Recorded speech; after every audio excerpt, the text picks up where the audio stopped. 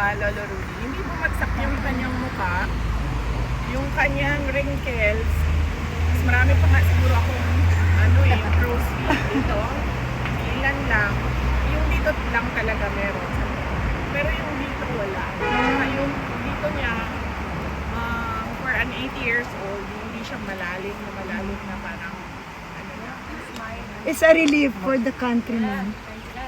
Oo nga, nagtataka nga ako, ma'am sabi ko nga sa mama ko, siguro merong pampaganda dyan sa loob ng ginagawa.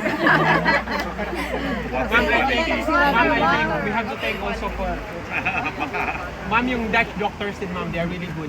Yung mga Dutch doctors kasi binabalance nila yung sa diet nga at saka yung sa kasi si tatay is Yes. That is why he is isa din yun. glowing, pero payat. Yan din yung sabi ko na baka lang, kinontrol din yung kanyang weight dahil diabetic. Yes, that's the one.